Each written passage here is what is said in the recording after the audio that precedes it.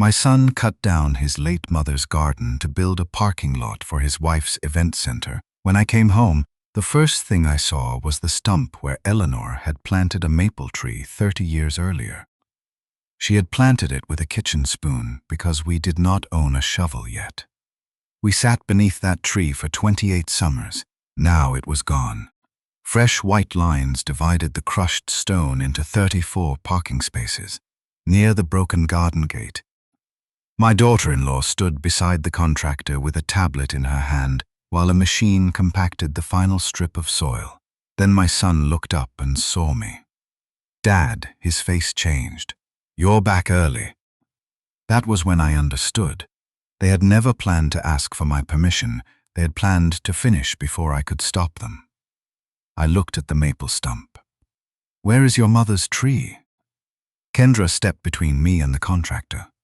"George, we needed to make practical use of the land. You cut down the garden. We cleared it." Behind her, the brass sign bearing Eleanor's name lay face down beside a pile of broken timber.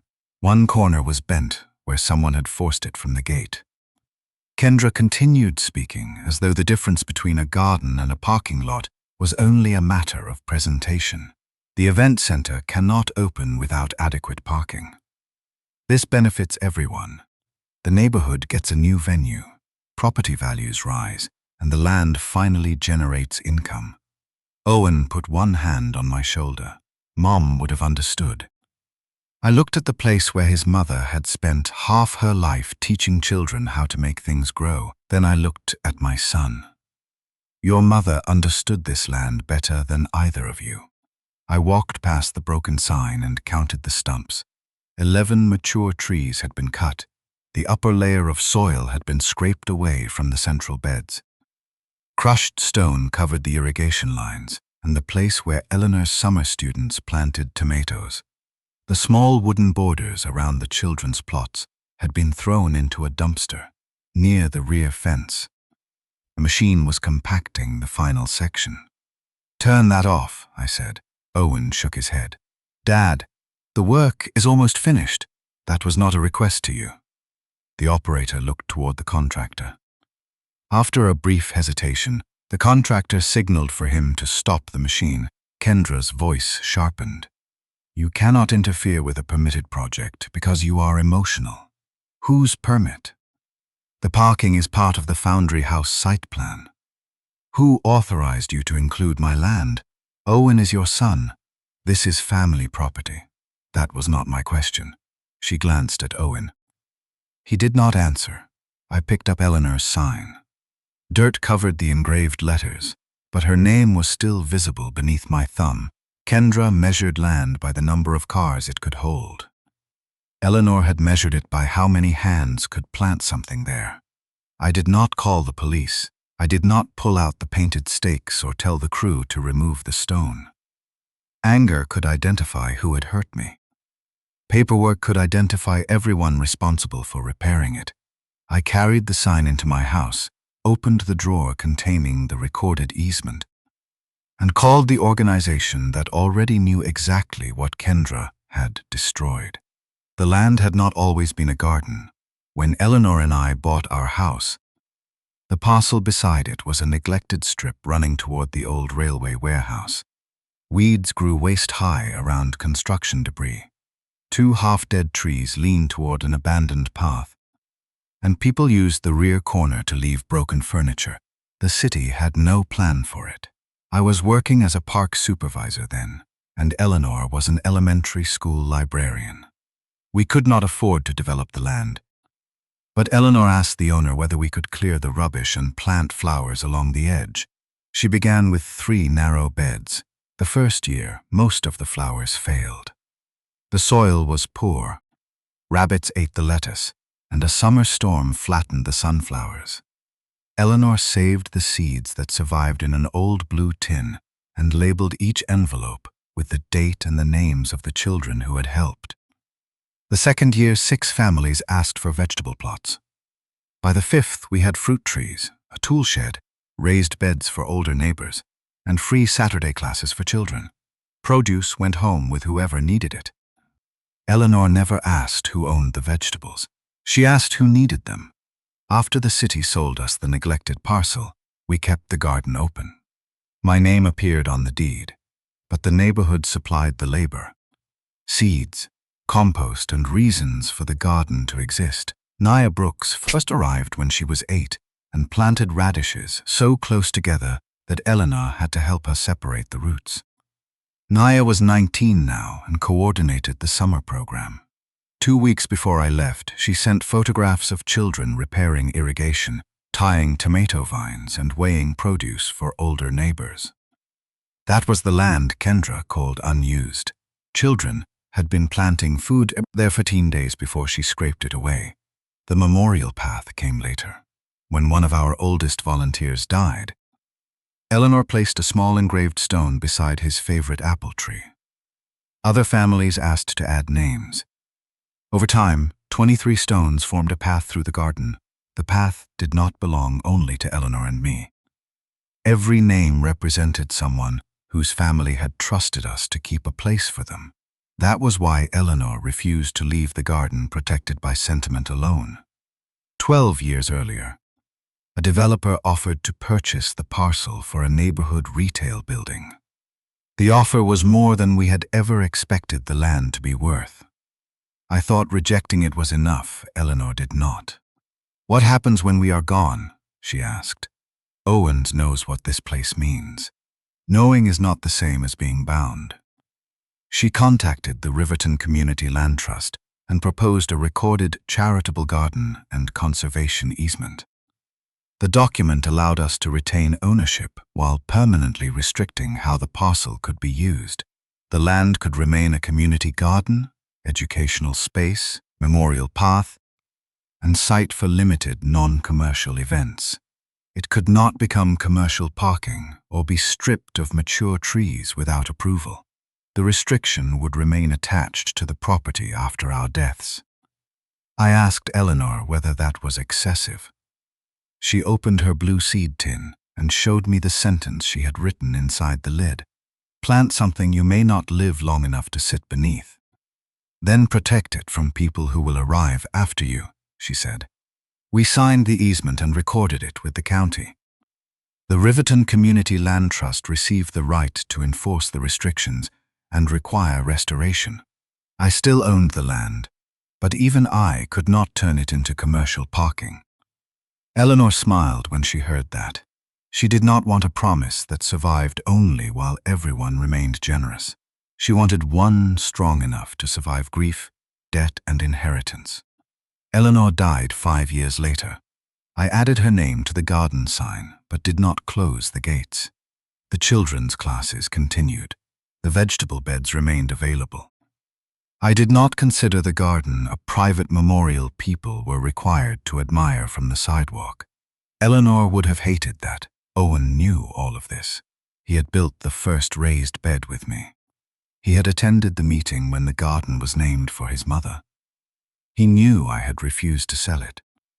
What I did not know was whether he had ever read the easement or simply assumed that being my son placed him above it. The old railway warehouse next door had been vacant for years. When the city offered a 10-year redevelopment lease, Kendra saw an opportunity. She planned to turn it into the Foundry House Event Center, with weddings, corporate dinners, exhibitions, and private galas. Owen became the construction manager. I wanted them to succeed. I attended their first planning presentation and helped Owen identify drainage problems. I did not oppose the business until Kendra placed the garden inside her parking calculation. Foundry House had only 12 legal parking spaces. For events of 200 or more guests, the city required 42 spaces, an approved off-site agreement, or a shuttle plan. The alternatives would cost Kendra between $8,000 and $12,000 each month. The garden could provide 34 spaces almost exactly. Kendra brought me a preliminary sketch 6 weeks before my trip. "This section can be overflow parking," she said. "We will keep a narrow memorial strip near the fence." No, you have not seen the revenue projections. The answer does not depend on revenue. Owen tried a gentler approach. The garden can be rebuilt somewhere else once the business is stable. That garden will never become parking. Kendra closed the folder. She did not argue further. She waited until I left town. Owen had not stumbled onto the work after it began. As construction manager, he had coordinated the crew, and he knew exactly how long I would be away because I had given him my travel dates. The conversion had been scheduled to fit inside my absence. My call to the land trust reached Benjamin Ortiz, its executive director. I told him what I had seen. He asked me not to remove anything, confront the crew again, or allow vehicles onto the stone. Photograph the site from your property if you can do so safely, he said. I am bringing the recorded instrument. My second call went to Miriam Shaw, a land use attorney who had worked with the trust before Eleanor died. Miriam arrived first. She stood at the edge of the crushed rock, photographed the equipment, the stumps, the broken irrigation lines, and the position of Eleanor's sign. She asked the contractor for the permit number and the name of the party who claimed authority over the parcel. The contractor called Owen. Mr. Miller said the family controlled the land, he told Miriam. Which Mr. Miller? He looked toward my son. Owen stepped forward. My father owns it. This is a family matter. She instructed the contractor to preserve every work order, site instruction, photograph, invoice, and communication concerning the parcel. Then she advised him that further work after notice could increase his liability. The crew began shutting down. Only after the machinery went silent did I hear water running beneath the stone. A broken irrigation connection was leaking near the former vegetable beds. Miriam photographed it and had the contractor shut off the garden line. Several memorial stones had been pushed into a pile near the rear fence. 2 were chipped. I recognized the name of a retired teacher who had volunteered with Eleanor for 19 years. His daughter had chosen the inscription herself. Do not move them yet, Miriam said. Their position is part of the record. Leaving the stones in the dirt was one of the hardest instructions I followed that day. But every loss had to be documented where it fell. Benjamin arrived carrying the original easement file and a certified recording reference. He compared the legal description to the parcel map, walked the boundary, and stopped beside the maple stump. 11 trees, he asked. That I can count. He looked across the crushed stone toward the event center. Has any vehicle used this as commercial parking? Not yet. Then it stays that way. Owen came toward us. Dad, whatever paper you have, we can work this out. The city already approved the site plan. Benjamin opened the easement to the restriction on commercial parking. Mr. Miller owns the land, he said. The public owns the promise attached to it. Owen looked at me. You are doing this because Mom died. Your mother did this while she was alive. Benjamin called the city planning office and requested an immediate review of the parking approval.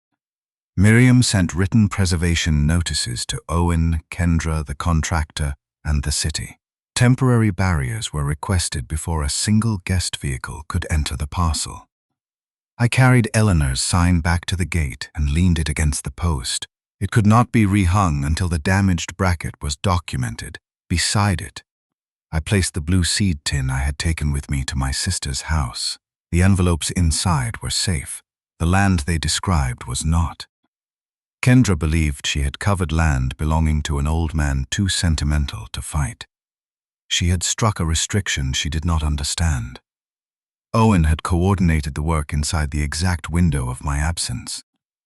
And I no longer believed he had told me everything. The recorded easement showed she had damaged a promise belonging to the entire neighborhood. The barriers arrived before the first car did. By the following morning, the Riverton Community Land Trust had issued a formal notice of violation. Orange and white barricades blocked both entrances Owen's contractor had cut into the garden. Signs stated that the parcel was closed pending conservation review and could not be used for parking, deliveries, or equipment access. Kendra called them an overreaction. Benjamin from the Land Trust called them the minimum required to prevent an active violation from becoming an operating business. The easement allowed the Land Trust to stop the prohibited use and demand restoration. Kendra and Owen had treated me as the only obstacle. Eleanor had made certain the promise did not disappear if I became tired. Guilty or frightened, Benjamin brought the Land Trust's file to my kitchen table. It contained annual photographs and minutes from the meeting where Eleanor requested the easement. One board member had asked why a family that loved the garden needed a permanent restriction. The minutes preserved her answer. My son may love this garden. His children may not. The protection should not depend on any of us being good people forever. She had included herself and me in the warning. People changed. Families faced debt. A public promise should not vanish because the next person with a key preferred parking revenue. The file also contained a garden map with Owen's handwriting beside the first apple tree. I remembered him waiting outside that meeting with coffee. Eleanor told him we had made certain the garden could never become a shop or parking lot. Good, he said. It should stay this way. He might not have studied the legal clauses, but he knew the promise they protected. When he read the minutes, he called them unfair. Mom trusted me, he said. She trusted the garden enough not to make it depend on you. The Land Trust began documenting what restoration would require. Dr. Harold Pike, the independent arborist, arrived with field equipment, historical tree records, and the kind of patience that made every answer sound more serious. He had no connection to my family or foundry house. We walked the parcel with a surveyor and soil specialist. A photographer recorded every stump, damaged memorial stone, broken irrigation line, and pile of removed timber. Harold identified 11 mature trees that had been cut. The maple was the oldest, followed by 3 apple trees, 2 shade trees near the education beds, and 5 smaller mature trees along the path. Some roots had been torn out. Others remained beneath soil compacted by machinery. He knelt beside the maple stump and examined the cut. They did not assess health before removal, he said. This tree was viable. Can we replace it? We can plant another maple. We cannot replace 30 years. The soil assessment found extensive compaction across the central beds. Much of the original topsoil had been scraped away or mixed with construction stone. The irrigation system was severed in 3 places. The memorial path would need to be reconstructed after each stone was catalogued and repaired. Harold's preliminary restoration estimate reached approximately $286,000. That number covered removal of the crushed stone, soil rehabilitation, irrigation repair, the memorial path, replacement plantings, and several years of tree care. It did not pretend that young trees would immediately restore the lost shade. I opened Eleanor's blue seed tin and gave Harold her planting map. The labels recorded which varieties had survived drought, where water collected after storms, and which children had planted the first fruit trees. The notes could not restore the old garden, but they prevented the replacement plan from becoming generic landscaping. Benjamin made clear that any penalties, insurance contribution, security bond, or settlement funds would go into a supervised restoration account. I would not receive a personal windfall from the destruction. The purpose of enforcement was to repair the charitable land, not enrich its owner. Kendra saw the estimate and accused the Land Trust of inflating grief into money. You could buy 11 trees for a fraction of that, she said. You can buy 11 saplings, Harold replied. You cannot purchase the seasons that made the old ones mature. Miriam, the land use attorney, sent the assessment and preservation notices to Owen, Kendra, the contractor, and the city. No one had decided who would pay which share. The immediate result was that the damage stopped and every party had to preserve its records. Kendra tried twice to have the barriers moved so a photographer could capture Foundry House with the new parking area behind it. Benjamin refused access. The crushed rock field remained empty. Guests at the future event center would have to use the original 12 spaces or arrive through an approved alternative. Without the 34 garden spaces, Foundry House could not satisfy the parking requirement for its planned capacity. That brought the city into the dispute. Celeste Warren, the city's planning director, contacted me after receiving the recorded easement from Benjamin. She had spent most of her career reviewing land use applications and did not apologize for asking questions I had already answered elsewhere. Did you sign any authorization allowing the garden parcel to support Foundry House? No. Did you send an email approving temporary parking? No.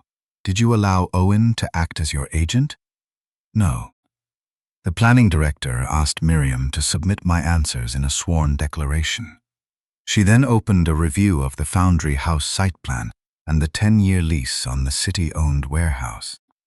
The lease required an approved parking plan and verified permission for neighboring land.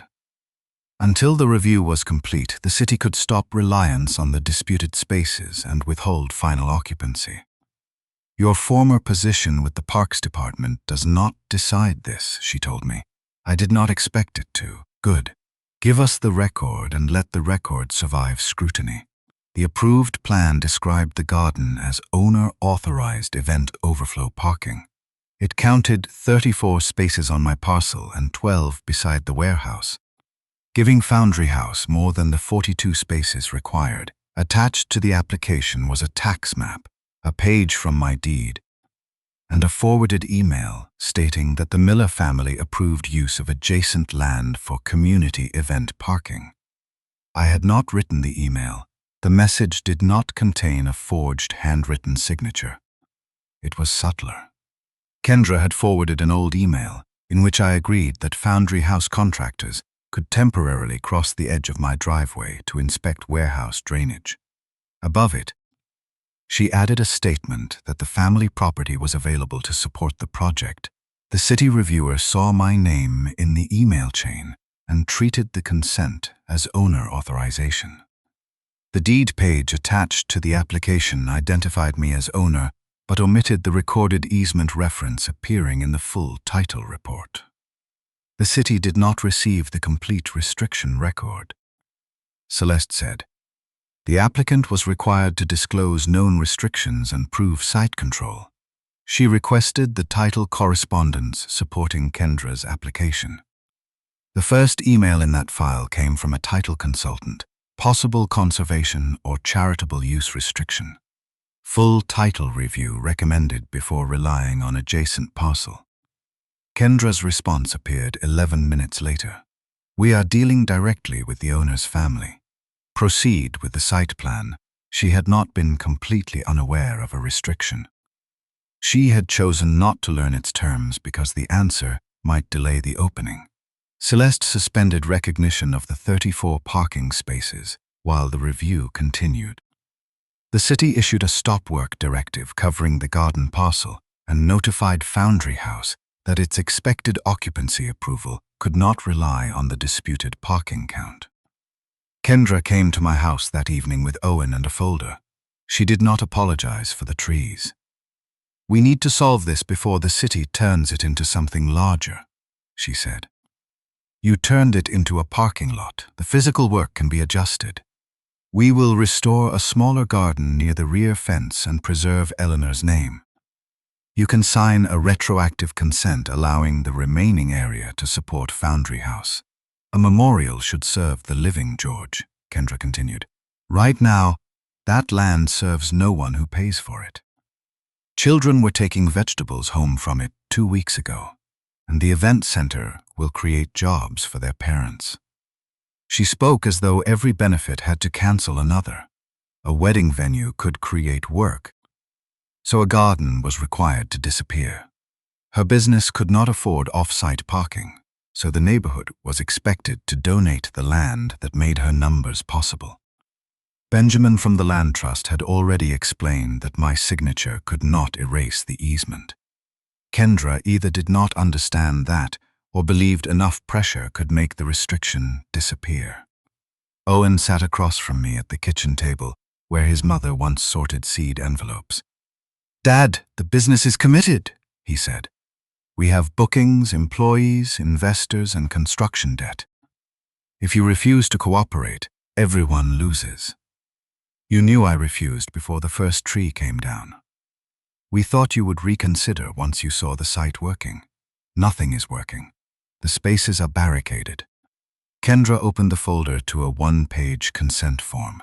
It described the parking as a temporary shared community use and authorized Foundry House to rely on it for permitting. "Sign this, and we can resolve the easement later," she said. She tapped the signature line with one polished fingernail. "The bookings are signed. The investors are waiting. We have staff who expect to start work. All you have to do is confirm that your family supports the project, and everyone wins. Everyone except the people whose garden you destroyed. We can rebuild the part that matters." The part that mattered to her was whatever could remain without reducing capacity. She spoke of Eleanor's name as if it were decorative lettering she could move to a smaller corner and include in a brochure.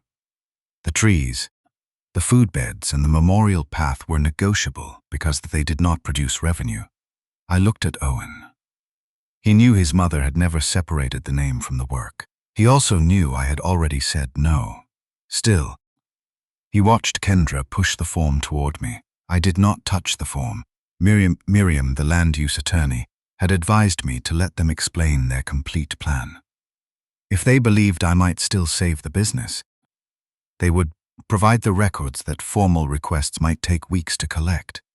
"Bring me the complete plan and every document you filed in my name," I said. Kendra's shoulders relaxed slightly. "If we do that, will you consider signing?" "I will consider the complete record." I did not promise consent. She heard possibility because she needed it. 2 days later, Owen delivered a digital folder and 3 binders. They contained the site plan, contractor agreement, financing package, parking projections, marketing schedule, correspondence with the city, title emails, and draft press releases. The financial model showed why they had taken the risk. Off-site parking and shuttles would cost between $8,000 and $12,000 per month. Without the garden spaces, the largest weddings and corporate events would lose money.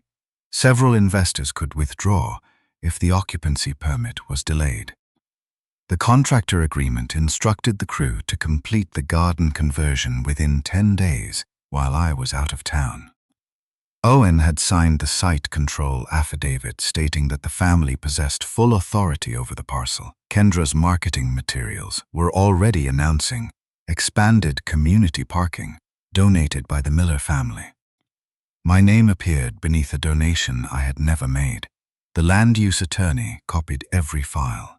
The city planning director added the permit documents to the review. The land trust preserved the marketing claims as proof that the parking was intended for a private business. The contractor's records arrived under the preservation notice the next morning. They included work orders, crew messages, equipment logs, and progress photographs. One image showed the garden sign still attached to the gate while the first tree-cutting equipment waited nearby. The next image showed Owen holding a pry bar beneath the sign. A message from the contractor's site supervisor asked whether the memorial identification should remain for the progress photographs. Owen's reply was preserved beneath it. "Take this down before Dad sees the progress photos." The following photograph showed my son carrying the Eleanor Miller Community Garden sign toward the waste pile. I sat at my kitchen table with that image on Miriam's screen and the repaired brass sign leaning against the wall behind us. Owen had not removed it in confusion. He had removed it before the work began, so I would not see his mother's name beside the machinery. The easement violation threatened Kendra's business. That photograph damaged something no restoration fund could repair as neatly. The belief that my son had simply followed her plan without understanding what he was doing. Owen had not merely watched his mother's garden disappear. He had helped hide her name before the first tree fell. Owen called the photograph misleading. He said the contractor had asked him to remove the sign so it would not be damaged by machinery. When I read his message back to him, he insisted that before Dad sees the progress photos, referred to avoiding an emotional reaction before he could explain the finished project. "You knew my answer before the work began," I said. "I knew you were grieving. You used my grief as permission to ignore me." He asked whether we could discuss it after the foundry house opening. The business, he said, was too close to collapse for another family confrontation. That was the order he had chosen. Save the business first. Explain his mother's missing garden later. The city's audit did not wait for him. Celeste Warren's staff reconstructed the foundry house approval from the first lease proposal through the parking amendment. The warehouse belonged to the city. And Owen and Kendra held a 10-year lease that required accurate site control disclosures and an approved parking plan. The parking count was not a minor addition to the application. Foundry House had 12 legal spaces beside the warehouse. Kendra planned events for 200 to 250 guests. At that capacity, the city required at least 42 on-site spaces or a binding alternative plan.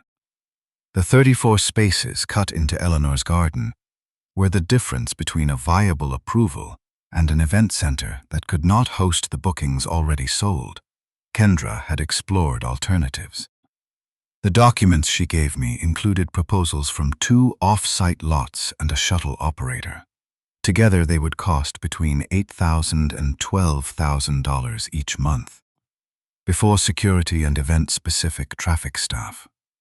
Her financial model showed losses during most months if those costs were added. The garden was not chosen because no other parking existed. It was chosen because every lawful alternative made her business less profitable. Her financing depended on full occupancy before the first large wedding, and she had already accepted deposits based on 200 guest capacity. Without the garden, she would have to reduce event size, pay for shuttles, and explain why her application relied on land she did not control. Instead of adjusting the business when I refused, she had adjusted the paperwork until my refusal disappeared. Celeste's audit confirmed that the city reviewer had relied on the incomplete deed page, the altered context of my drainage email, and Kendra's representation that the Miller family controlled the adjacent parcel. The title consultant's warning had not been forwarded to the city. Owen and Kendra appeared with counsel at the city review. Kendra described the missing easement as a title misunderstanding. "The parcel is owned by George Miller," she said. "His son manages construction, and the family has always supported Foundry House." Celeste asked whether she had received my written authorization. Kendra produced the forwarded drainage email. Miriam presented my full message. I had authorized temporary access along the edge of my driveway for a drainage inspection. I had not authorized tree removal, crushed stone, parking, or inclusion of the garden in a commercial site plan. Celeste then displayed the title consultant's recommendation for a full restriction review and Kendra's instruction to proceed. "Why did you not obtain the recommended report?" she asked. "We were dealing with the owner's family. You were dealing with the owner's son." The owner had already refused. Owen admitted signing the site control affidavit. He argued that he believed future family ownership and my earlier support for the warehouse project gave him authority to move planning forward. "Did your father approve use of the garden?" Celeste asked. He looked toward me before answering, not in those exact words. "Did he say the garden would never become parking?" Owen finally said yes, he said that. Kendra's claim of confusion became harder to sustain after her own construction manager admitted that the owner had refused before the site plan was filed. The contractor acknowledged that no tree removal permit or conservation clearance had been obtained. Its representative said the crew relied on Owen's affidavit and Kendra's claim that the land was unrestricted family property. No one had been cleared. Responsibility was accumulating in different forms. The city also admitted its reviewer should have required direct owner confirmation and a complete title search. Staff failure did not give Kendra authority. But Celeste recorded it instead of pretending the applicant was the only party that had failed. While the city completed its process, Benjamin, Harold, Miriam, Nia and I began building the restoration plan. We met with Eleanor's blue seed tin at the center of the table. Harold placed his soil map beside her handwritten layout. Nia brought photographs of children's classes and volunteer workdays. The crushed rock had to be removed, the soil and irrigation repaired, and replacement trees planted in stages. Shade would take years. Restoration does not mean pretending nothing happened, I said. It means refusing to let the damage have the final shape. Nia proposed reopening the children's program in temporary beds on an undamaged strip near my house. Benjamin approved the limited use after Harold marked the safe area. Within a week, volunteers placed 6 movable planters there. At the first volunteer meeting, more than 60 residents filled the community room. Families brought photographs of their plots and old garden schedules. The daughter of the retired teacher, whose memorial stone had chipped, asked that the original stone be repaired rather than replaced. The damage is now part of its history, she said. Do not erase that while fixing it. Harold warned that the full garden could not reopen quickly. Some soil might need to rest through an entire planting season, and new trees would remain vulnerable for years. No one left. Eleanor used to say patience was the first crop a garden produced. The room that evening proved she had planted more of it than Kendra could see. Kendra photographed them from outside the barrier and posted that Foundry House remained committed to supporting a renewed community garden. She did not mention who had destroyed the original one. Her marketing campaign continued during the city review. A press release announced that expanded parking had been donated by the Miller family as part of a shared economic development vision.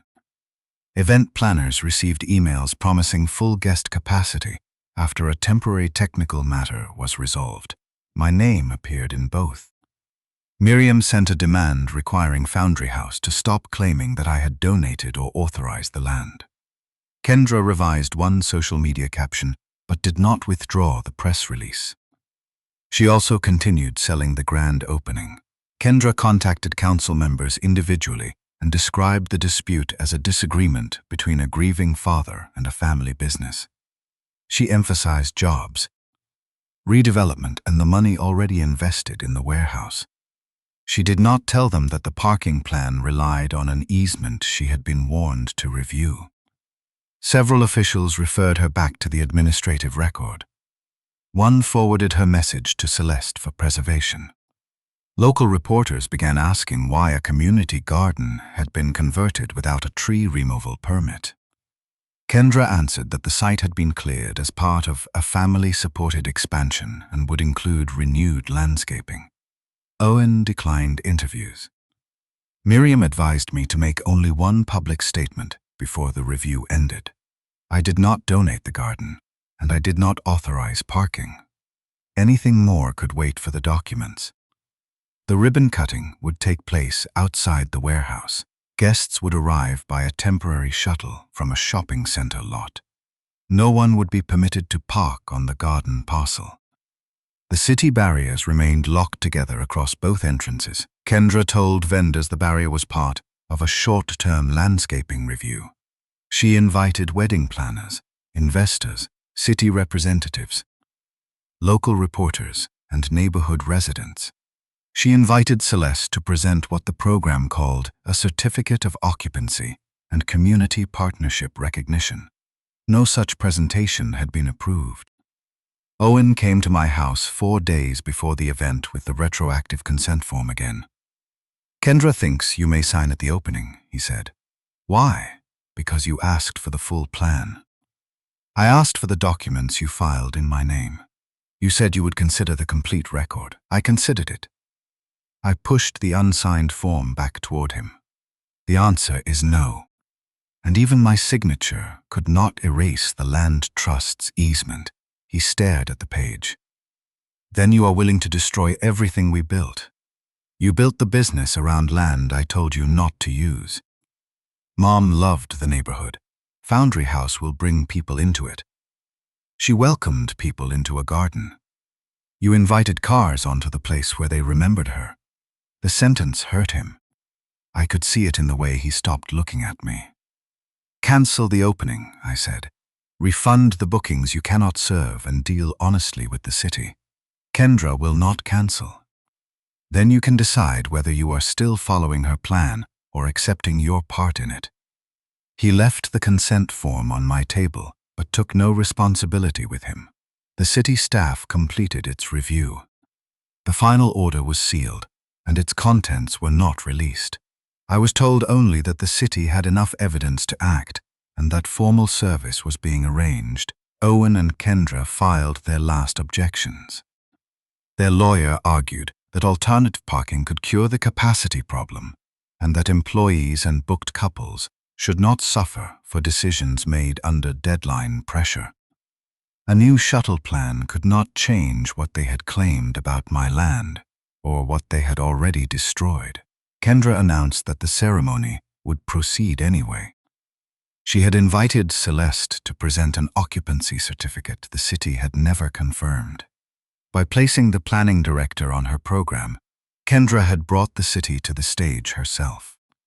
Formal service fell on that same morning. She told vendors the city was still negotiating technical terms. She told investors that public support would demonstrate the project's value. She seemed convinced the city would not dare embarrass its own redevelopment project in front of reporters, wedding planners, and invited guests. She believed a crowded ceremony could turn an illegal parking lot into a completed fact. The facts were simpler than her marketing. I had never signed. The easement remained active. Kendra still advertised donated land. Owen still denied responsibility. Foundry House still had no valid occupancy certificate.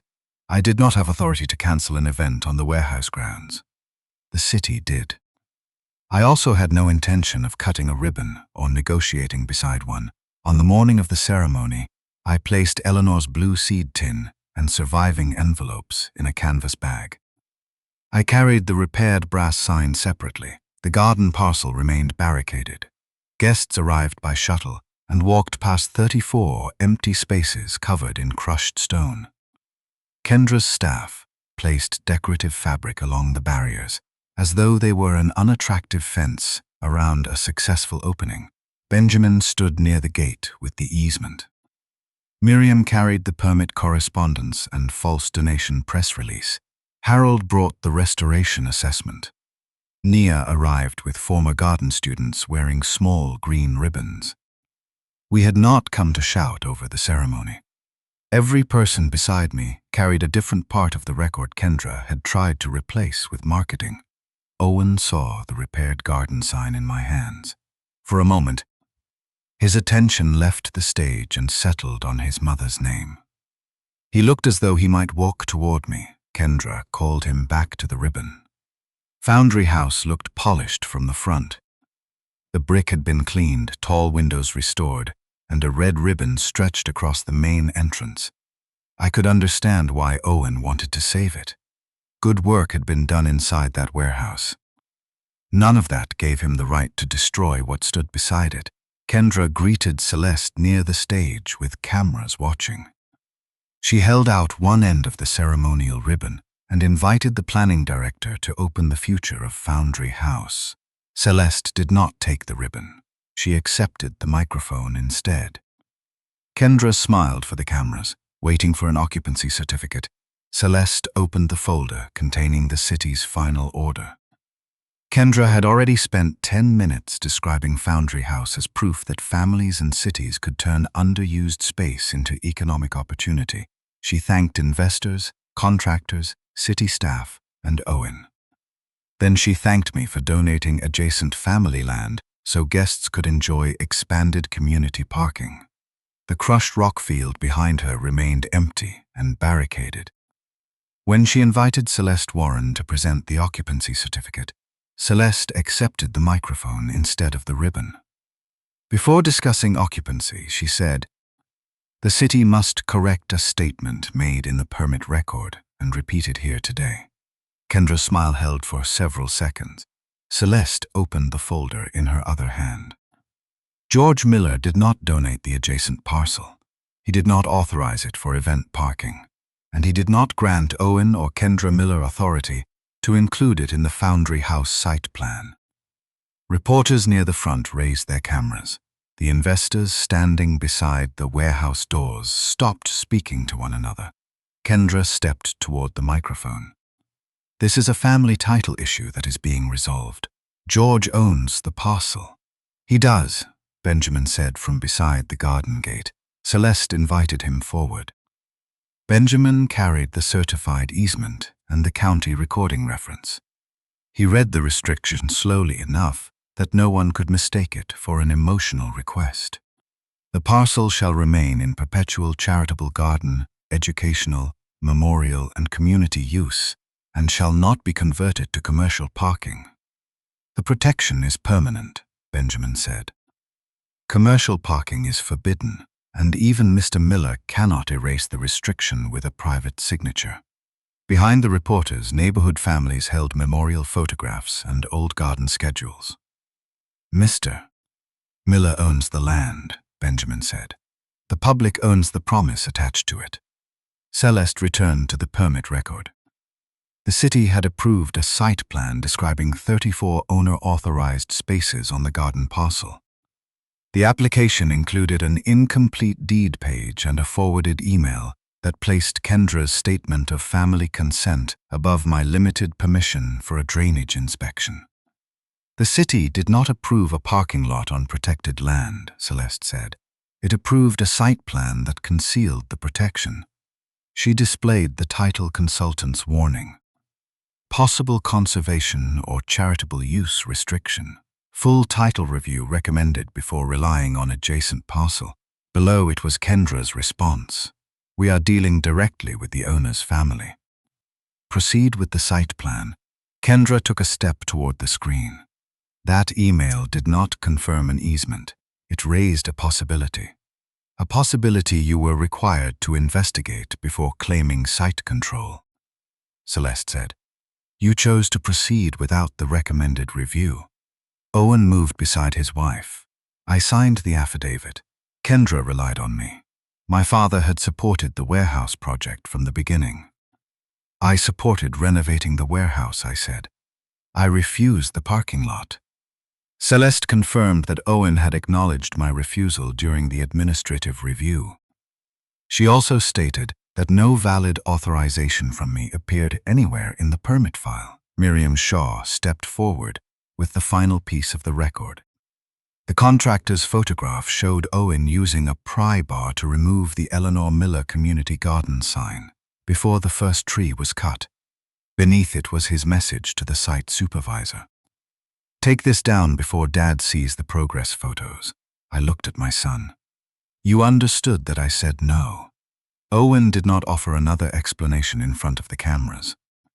His silence did more than another excuse could have done. Celeste read the city's decision. The 34-space parking approval was withdrawn. Foundry House occupancy was suspended. The 10-year city lease was terminated for material misrepresentation and unauthorized use of protected neighboring land.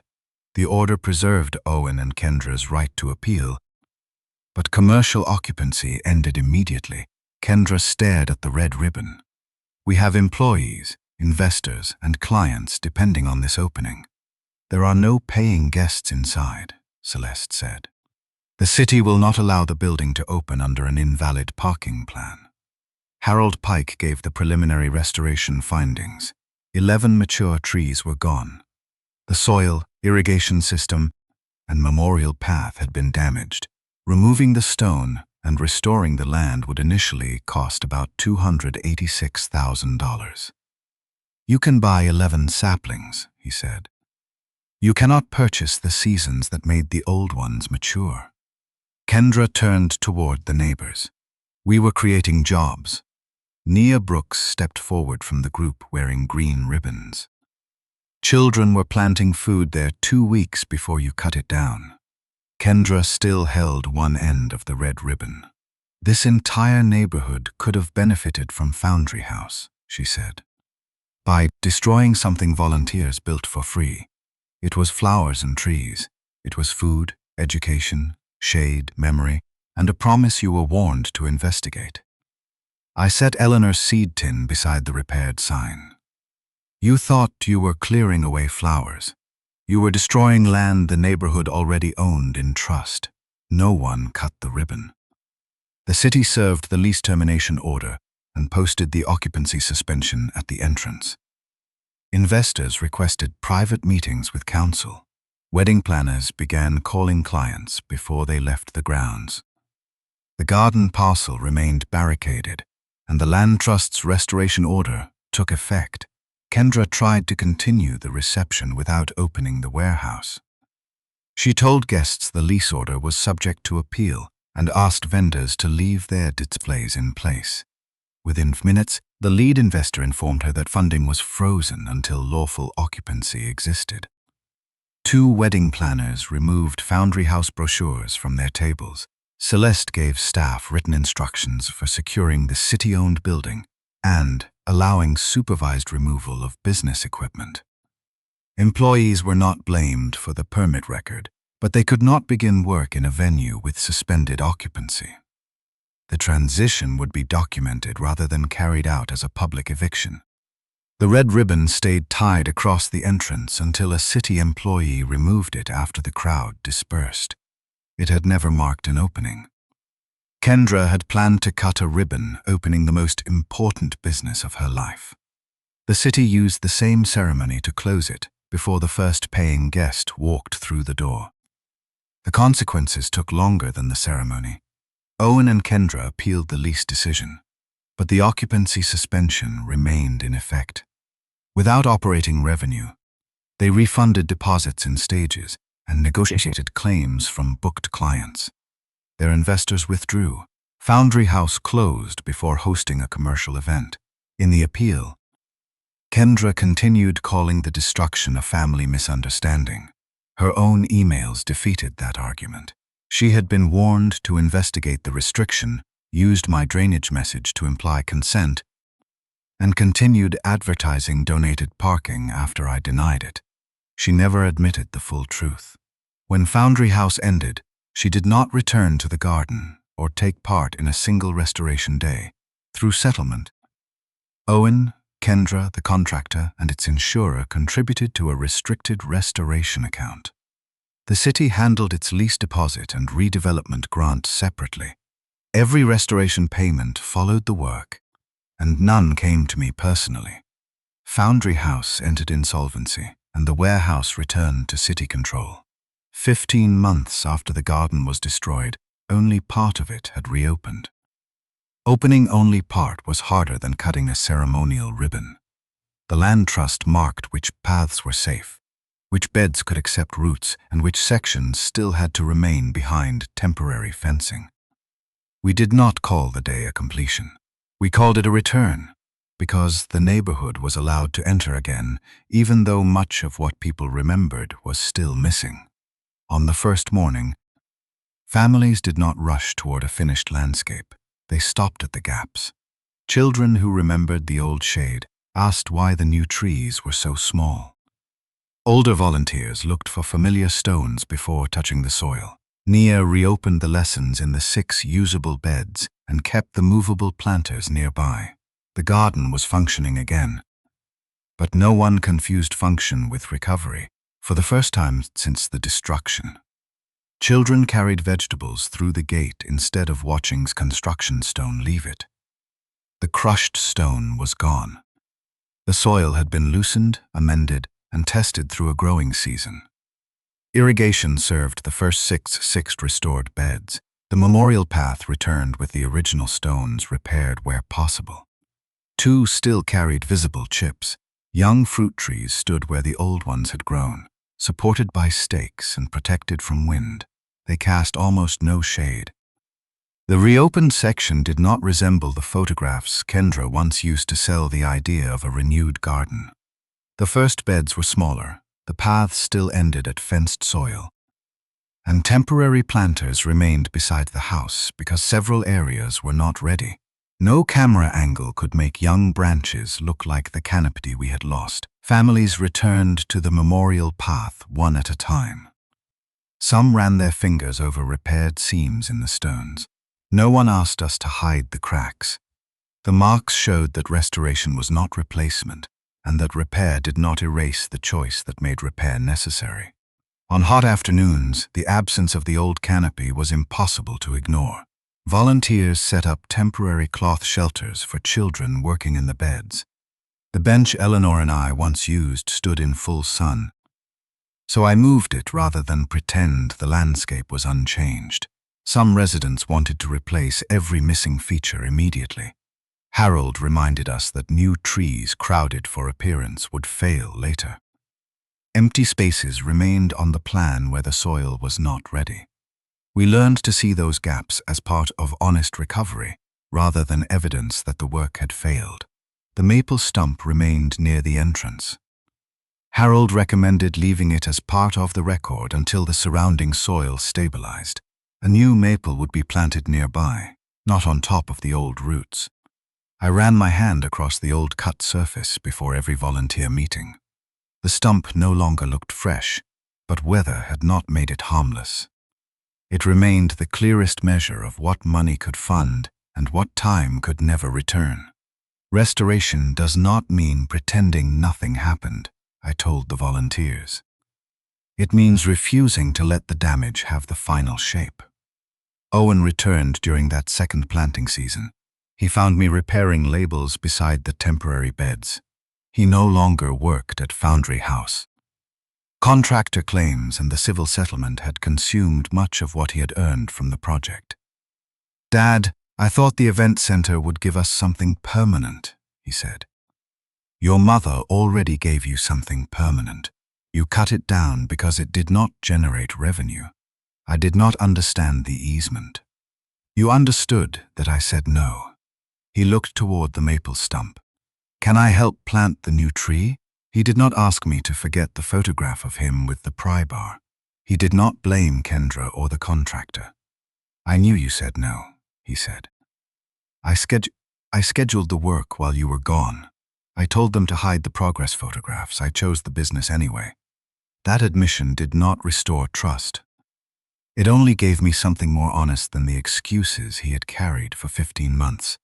I did not forgive him because he asked beside the damage. I told him he could apply through the land trust as any volunteer would. He would acknowledge responsibility, continue restitution, work under supervision, and receive no title as owner or project manager. He could not use the restoration in business publicity or describe the garden as family property. "And if I agree," he asked, "then you may carry a shovel. The work will decide what comes after that," he agreed. When planting day arrived, Owen worked at the far side of the group under Harold's direction. He did not give interviews. He did not stand beside the sign for photographs. I did not call that reconciliation. I called it the first honest thing he had done on the land since my refusal. Nia led a group of children to the new maple site near the old stump. I brought Eleanor's blue seed tin and opened it on a restored bench. One boy read the sentence inside the lid, "Plant something you may not live long enough to sit beneath." He looked at the young maple. "Did Mrs. Miller know this tree would be cut down?" "No," I said. "She only knew good things need protection from people who cannot yet see why they matter." The children covered the roots while Harold checked the depth.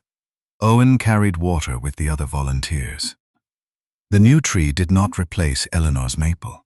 It marked our refusal to let the stump be the final thing planted there. At the gate, I rehung the repaired Eleanor Miller Community Garden sign. Kendra had measured the garden by the number of cars it could hold. Eleanor measured it by the number of people willing to care for something they did not own. The old trees were gone. The promise remained. And this time, everyone knew where it had been recorded. If your own son and daughter-in-law destroyed a memorial garden to save their business, Would you ever allow them to help restore it? Or did they lose the right to touch the land the moment they decided its value began only when it could earn them money?